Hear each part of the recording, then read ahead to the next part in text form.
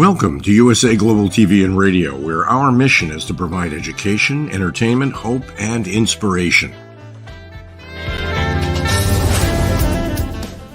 USA Global TV and Radio connects you with experts and audiences all around the world every single day to help you succeed in business and to live a richer life. Visit us at usaglobaltv.com to learn about career and life-changing training and mentoring programs like the Listening Mentor. Subscribe to our newsletter to stay informed about our special programs and offers. Discover how you can become a guest on one of our shows or a host or producer of a USA Global TV and Radio show of your very own. That's USA Global TV and Radio, where the doctor is always in.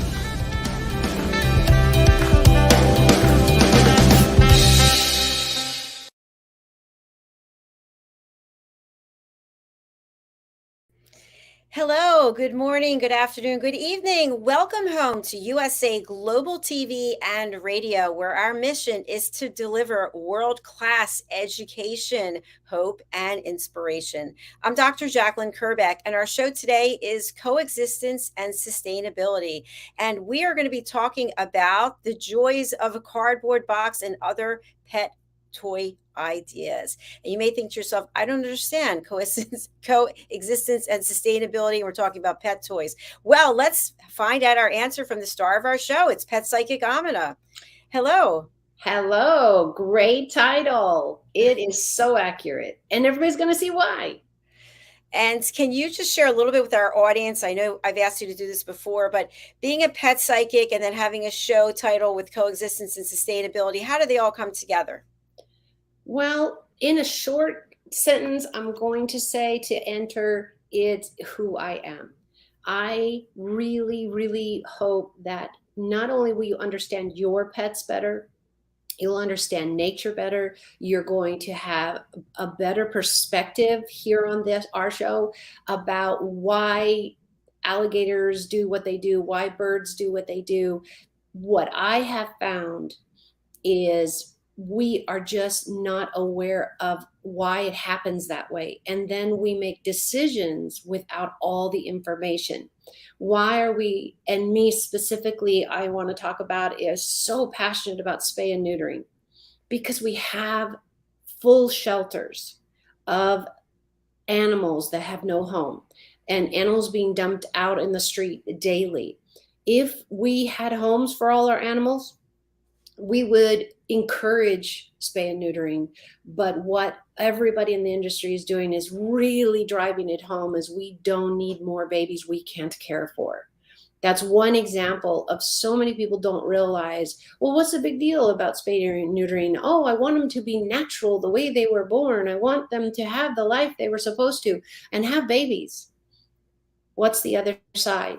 What happens to the babies and the babies after that and the babies after that? Because most animals don't have one puppy, dog, lizard, chihuahua, whatever, hamster.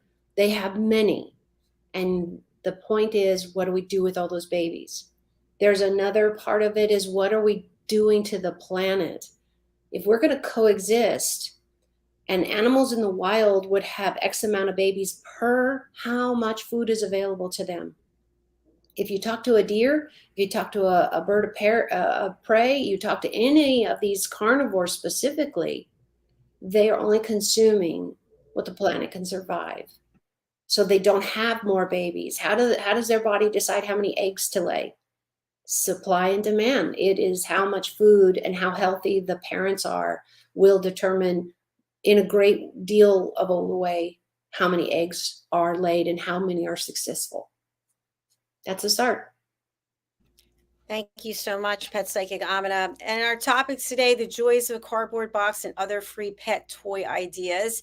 So I'm going to turn it over to you. This is an area of expertise that you have for all of our pet owners out there. Take it away. Absolutely. I want to help you do things not with just the purchases you have to make. Animals have a great deal of needs, same as a human child, same as a marriage, same as your aunt and uncle and your grandparents, and name anybody. We all have needs. We need to be fed. We need to be dressed. We need to be able to take a shower, have clean air, have a safe place to live, have vaccines, have access to medical care. With all of this is the idea that animals are very expensive because they need lots of toys, especially the people I have talked to and worked with that have animals, that the reason why they let them go outside is because they need the stimulation. And they'll take a couple of birds. If we're talking cats specifically, they are really going to go after the bird population because they're hunters and that's their nature to do so. Just think about it. If you have, let's say you live on a square block, houses on each side. So a minimum, that's 4 houses if they're that big and the block is that small. But let's say you live in a neighborhood of 20 houses and 10 of those have cats, or at least one cat. That one cat then gets 8 hours approximately a day while you're at work, let's say, going outside and enjoying the outdoors, and has a doggy door or a kitty door and can come and go as they please and sleep all day or hunt all night, whichever works in your schedule. This is just an example. Every time a cat goes out, there is the chance that they will get interested in hunting because it's who they are. It is part of their makeup and their DNA. They're going to stalk a bird or a grasshopper, or they don't usually go after too many insects. Grasshoppers are pretty good size. They'll go after butterflies. And if you're in any kind of way have heard about, like, the monarch butterfly is critically on edge.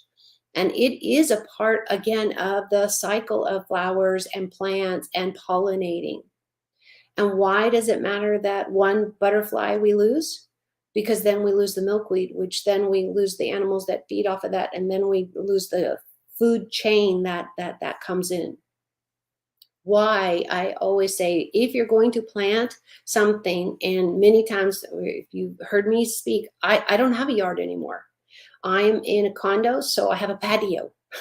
But I have 2 milkweed plants, I have butterfly plants, and what that means is I have plants that the honeybee will be attracted to, and those are not near my front door. They're a little farther off where they don't cause anybody to be afraid. Let's say a UPS or delivery person comes up and there's a bunch of bees there. I don't think I'll get a lot of packages otherwise. So you have to take into those considerations. First, what you're capable physically and emotionally, and watering and caring for them. And maybe that means you get one plant. Try it.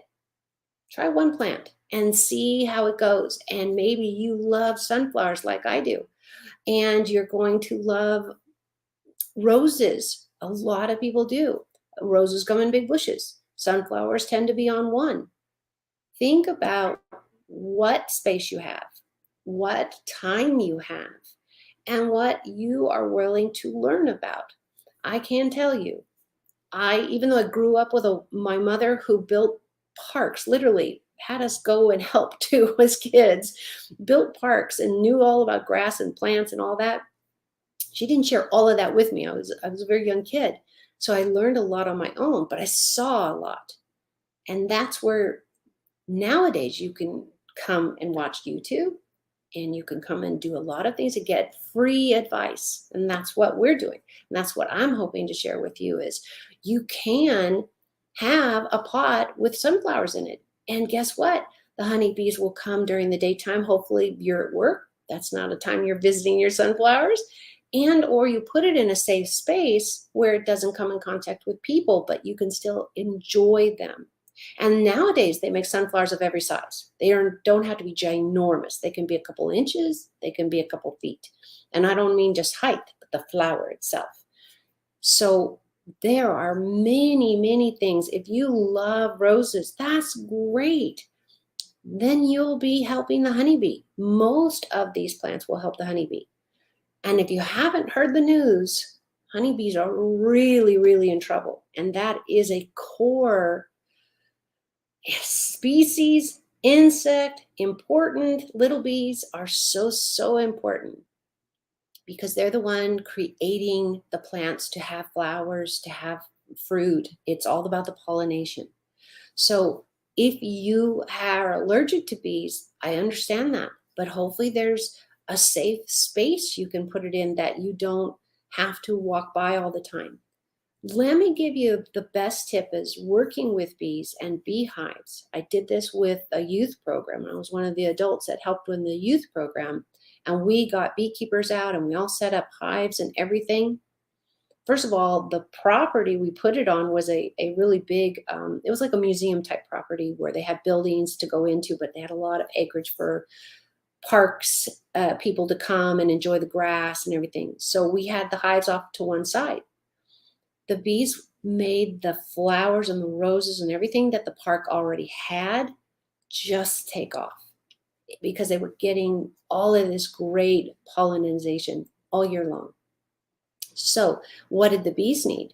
Well, the bees needed to be safe, and people needed to understand that we don't kill them and we don't swat them. What they want is just to get from here to there. And most bees will pick a path. This is from my box. If you have them domestically, basically, I'm kind of squirking on the word there. But if you have bees that are being kept by beekeeper, and so they have their own little box, they're going to go out, and it's miles. They'll go out from the beehive and then come back every night. It's just amazing to watch and to hear the buzzing when they're all back in the hive for the evening. All of the plants they come in contact will thrive, will really, really thrive. Now, of course, you need some fertilizer and you need some water and you need to maybe prune them and all that. But please, please, please don't kill them. And all of these things come up to our pets at home, our pets at home. How are you going to make their life better? How are you going to make sure that you're understanding the behavior? So let's say you have a dog that loves to chew on your walls. That would be bad. That would be a really tough thing. And you can do everything from putting box tape on the walls and the corners where your animal's chewing them, so it becomes a tactile, unhappy place. You're making it so it's slippery and or it's safe. It's not going to hurt the wall at all. But no animal wants to chew on box tape or anything like that. So what you also do while you remove that thing that's fascinatingly interesting to that animal is you move them to something that is okay. So many of us get deliveries from UPS, from Amazon, from buying things, especially while we were all home full time. And the things that I want you to walk away from is there are free things in your house. And it can be as easy as a receipt. So people still, when you buy things, grocery stores, Costco, anything, they give you a receipt.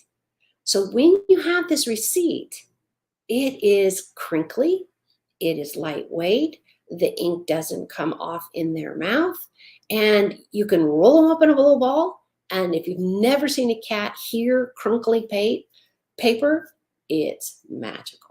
It's magical because they are looking at it like, oh my gosh, that is so exciting. And then you throw it, and not all cats will bring it back, or dogs even, but cats specifically, they'll look at it like, okay, pick it up, do it again. We have one cat that only wants us to throw it, and then she'll chase it. We have one that will bring it back, and that's just who he is. He's very good about going, oh, do it again. And he figured out the faster I get the receipt ball back to them, the faster it's going to go. Well, in all of this, we also ship and buy things that get shipped to our house in boxes. When you remove the tape, staples, any kind of dangerous piece of the cardboard of the box, the label on the box is recommended, but a lot of times it'll be taped when the box is taped shut. So all of that needs to be removed when you're going to start using the boxes as a play toy. Because goodness sakes, you don't want your cat to or dog to accidentally swallow the tape We're talking about a vet visit nobody needs, and staples, any kind of nails or any of that kind of stuff that is dangerous for them to consume, much less have in their mouth or their nails or get in their paws. So first and foremost, cardboard boxes are the cheapest, wonderfulest thing as what do they say the slang is? As sliced bread for a pet. Cats absolutely love them. Dogs are a mix. Some will absolutely love them, some won't. I've had, for an example, 5 cats out of 6 absolutely go crazy for anything cardboard or paper. And if they hear us come in with a receipt, because let's say I'm putting it in my purse or taking it out of my purse when I come back from my shopping trip, I have in my house 3 cats at my feet waiting for me to throw the receipt. Because in their world, that crinkle, crinkle, crinkle sound is let's play. Let's play. And I will tell you, when you move, if you ever move, there's lots and lots of little balls under tables and chairs and beds and places we didn't think to look at. It was hilarious when we moved a couple of years ago. And there literally was 50 little balls of receipt papers everywhere. Good thing we kept shopping because we always got new ones. The dye on the paper, I understand, is not enough to be toxic. Your animal also isn't going to be carrying it for such a long period of time that there's going to be a dye poisoning issue. Please always check with your vet. They are the MDs for your pets, and they're the expert. But my lived experience for the last 25 years with receipts and pets and animals has been, I've never had one get sick. Doesn't mean it can't happen. Every body, human or otherwise, has different sensitivities. Always, always, always try to make the ball at least big enough where they can't swallow it, which also means it's easier to carry around. For them to carry to you, if you can train them to do that, carry to you. And I'm talking about the cats then. They're a little bit more dicey about getting the training. Some are great, some are easy. Dogs seem to pick up that better in their commitment with us. And receipts might be too small for a dog. So I'm not pretty much talking about a ferret, a cat, anything small that you would have as a pet. Receipts are really great, really great. They make that great crinkly nose that cats love as a starter. And there's a plethora of them usually in our lives, especially if you go cleaning out under your couches and get them back out. So you want to make sure that, first of all, you're monitoring everything. I have never, in all the animals I've worked with, I've never seen a cat actually consume the receipt. They like it crunchy. Once it gets soft and wet, they're like, no, it doesn't make that noise. It doesn't make that noise anymore. And so you should be safe. But that means you will always, always make sure you are present when they're playing, and you can make sure that nobody swallowed anything they want. Because the last thing you want is to suppose or guess that they swallowed something that could really harm them and or get stuck in their dietary tract. And you end up in the vet for x-rays and exploratory, and then find out, somebody at home found the receipt 25 minutes after you left. So always keep track of your pets with toys, and especially if they're small, if they're really small. Receipt paper can be very long, especially if you're going to someplace like Costco. They tend to make long receipts. And I know even now there's a lot of talk that the stores will get rid of the thermal receipt. So we might be counting moments, but there's still paper. You can do printer paper, which is the same as drawing paper, as craft paper, and you go to any craft store and look at paper, or the little notepads, that people take notes and they put in their pocket with a ring on it. You can, any paper like that. It's light, it's easy to ball up, and it's easy to throw. I don't recommend you put anything in the paper, being like you want to give it more velocity. I met somebody who is wanting to do that. And let me caution you on that, because that pet and cat specific, I haven't seen a lot of dogs chasing the paper because they usually need bigger pieces, and they tend to swallow and or slobber all over the receipt paper. So again, this is more driven towards cats, and the bigger toys for dogs and up is that you don't want to risk anybody swallowing. Never want to risk it swallowing. So you want it to be big enough. You want to be there when you throw it. And the game is playing with their owners, playing with their buddies, playing with their human friends. So really encourage you to be there and be a part of that. Now, I'm not going to say, oh, then go and pick them all up. Well, if you want to know where they all are, I would go and pick them all up. But as you heard, there's sometimes we've moved and there's more under the couch than there was that we picked up, because we simply either couldn't reach them or we forgot they were there, and everything in between. So make sure that when you especially are doing something for the first 5 times, I'd say the first time, but anything can happen in those 5 times or more, meaning the animal learns how to interact with this tool, this toy, this occurrence better than ever. Here's an example. There are working breed dogs that are around whistles and trumpets, and that can be in the military or anything like that. Those animals didn't come out of the pack and out of being born and said, oh, I can take that loud noise right by my ear. No, it's very startling. So animals have to adapt, same as people have to adapt. So I want you to see how your pets are reacting. Make sure they're not swallowing it. If they are choosing to eat the paper, maybe you either need to change to a heavier paper and not a receipt, or you need to not choose that as a game. Because again, safety first. I'd hate for you all to have to run to your vets to have something taken out because that was supposed to work. Nothing works for everybody, but cats specifically love cardboard boxes. So if you get shipping, and I can feel everybody in the background going, yep, mine does it. Oh, I haven't thought of that. So I'm so thrilled for the audience that you guys are really getting the idea that maybe you haven't tried it all the way, because some packages have paper in them. And that is great. You squidge it up a little bit more and it's not terribly sharp. So, animals are pretty good about protecting their eyes, and their feet will jump on it. So it's not going to be sharp. And then you got it in the box. We've even dropped the little toy balls in there. And it was funny. It was a very big box, and our cat batted it around. It is and can be minutes to hours of entertainment. We also have where we have cut one side, and they love dart, and it's only this much off the ground.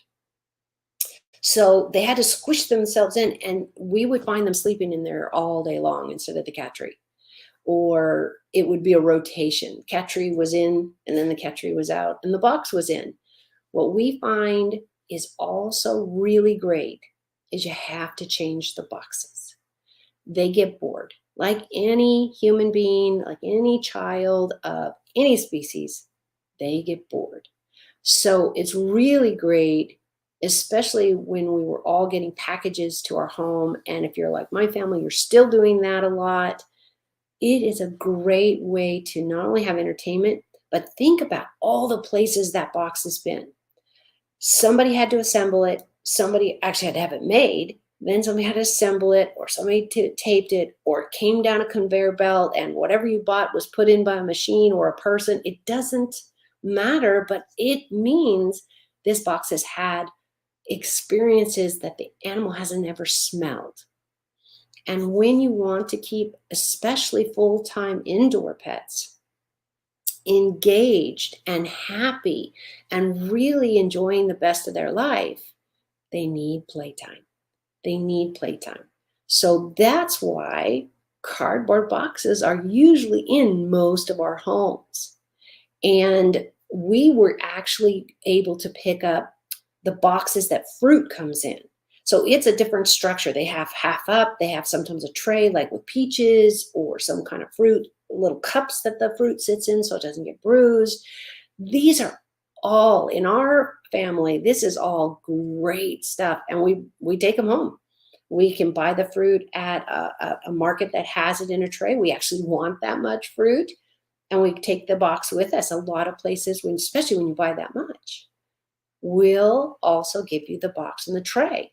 Imagine if you can, and I think all of us can, is that all those places that tray was created and then somebody touched it and somebody else touched it, even a conveyor touched it, the box was put together, somebody was put the fruit in, all of those things the person touched, all the things that the box has come in contact with.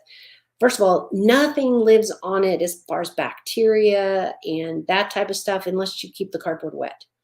That is what I understand from the vets. That is what I understand about any kind of contagious disease. It has to have that moist environment. Cardboard typically is dry. So keep that in mind.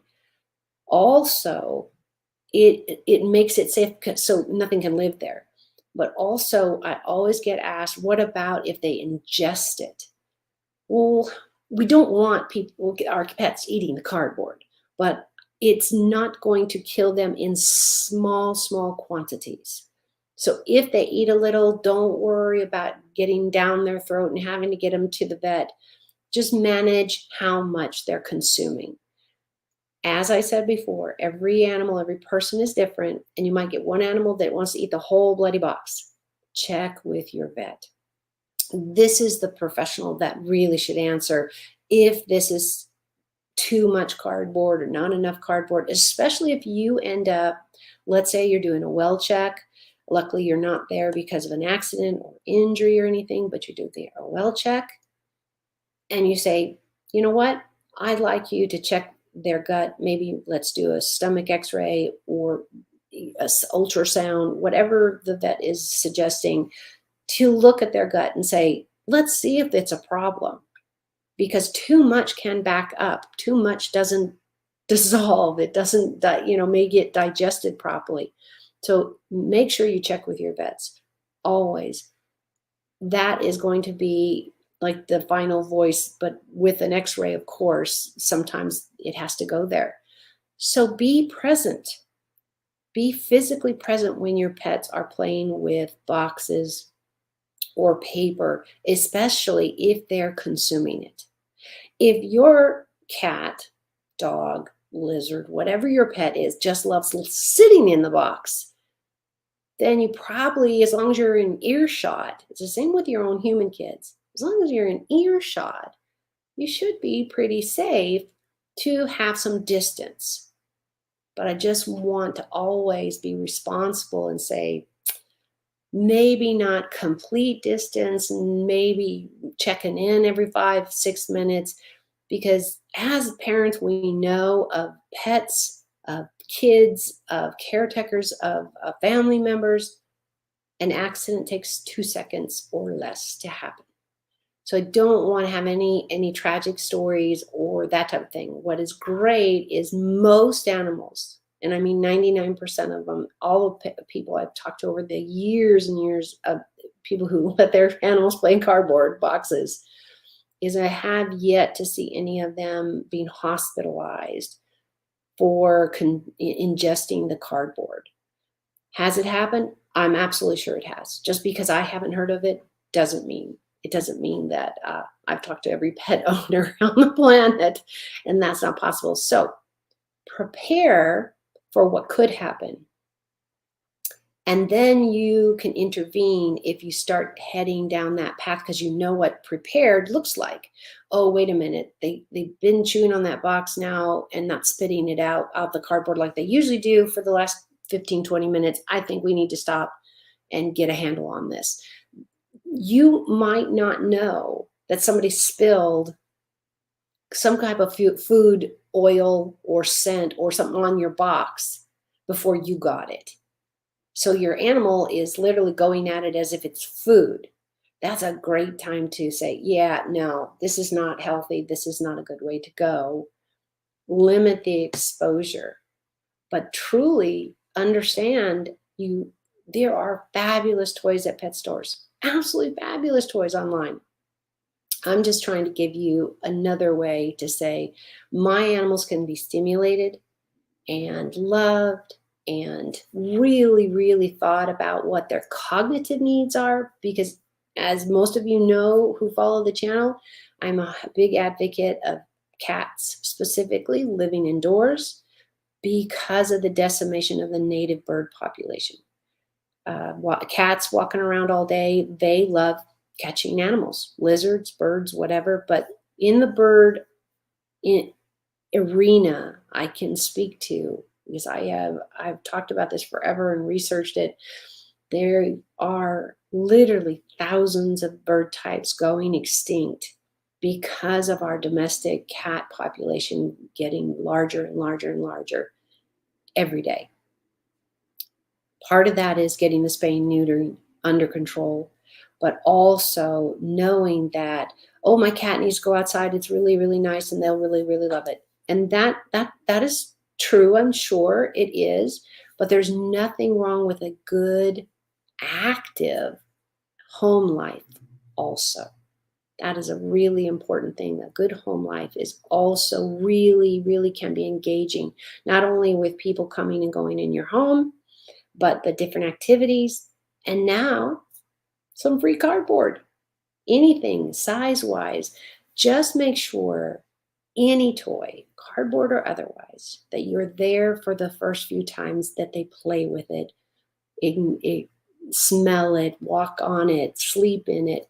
Because God forbid, you've missed a staple. When boxes come, some get stapled, some get taped. I remove all of that. The tape we see right now from boxes being sent, and I don't know if you're seeing this, is a tape that looks like, box tape, but it's made of paper instead, but it has thread through it.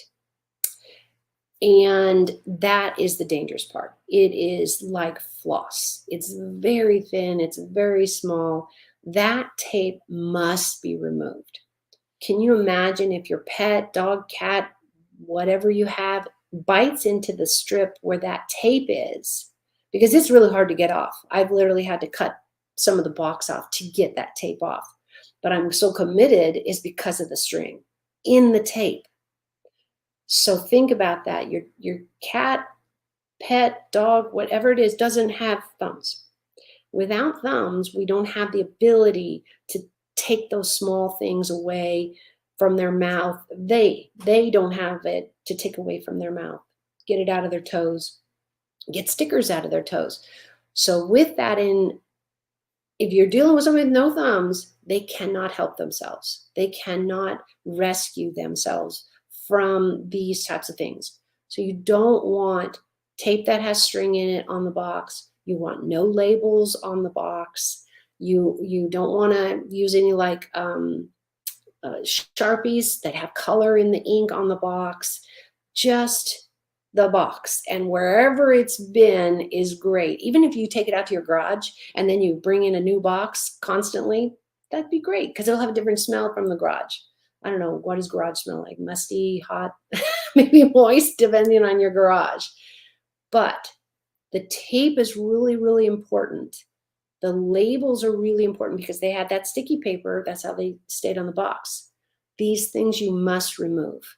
You must remove because you don't want to turn your back, go cook dinner, have to, whatever you need to do, goodness sakes, answer a phone call, go to the restroom. And that be the moment that your pet gets one of those strings stuck up in there. What happens in the back molar, you'll never see it. And you can't see why your pet is fussing at his face. And then you take him to the vet and the vet says, oh, well, he's choking on this string. And, or God forbid, they swallow it. And then you have to have their stomach pumped. Caution with everything. What I want to end on this thought. If you're going to introduce a new toy, when, not if, when you introduce a new toy, be it a cardboard box or a milk jug or whatever in between there that is people used or used for some other use, typically then you get at a pet store. But even in the pet store, you want to keep your eye on, I know a lot of cat trees have jute on it and they break off all the time. Well, you don't want your pet eating that. So make sure you vacuum that up. In that, try really hard to look at what you're buying for your animals. Any animal, domesticated, wild, if you're buying something for them that it's going to be alone with them, look at it from their perspective. If they're only 2 feet off the ground, what does it look like to them when you lay on the ground and look at 2 feet off the ground? Is there something, a staple you missed, a piece of tape you missed, or there's string in the tape because it gives reinforcement?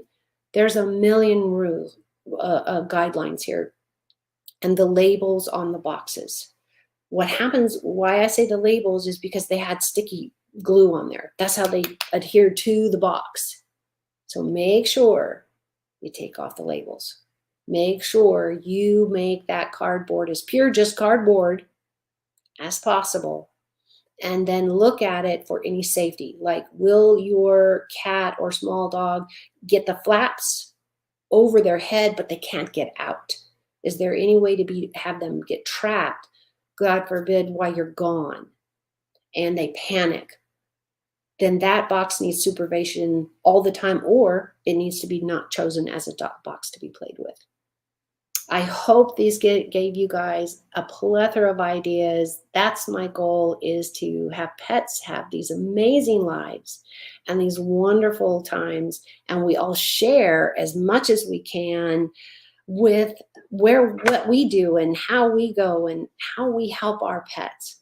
So I hope this has helped everybody. I hope you have a great weekend with your pets and weekday. And we see you back here on Fridays. And if you have a topic you'd like me to cover, I would love to do that. I'm always interested in new research and new ways to do things. So feel free to reach out. bridgingworlds.us is my website and the link to my email. And join me on Facebook, of course. That's where we're doing, not only are the shows posted there, but a lot of free advice and laughter, because that's our animals. They're laughter and they're fabulous. So thank you, everybody, so much for joining us every Friday.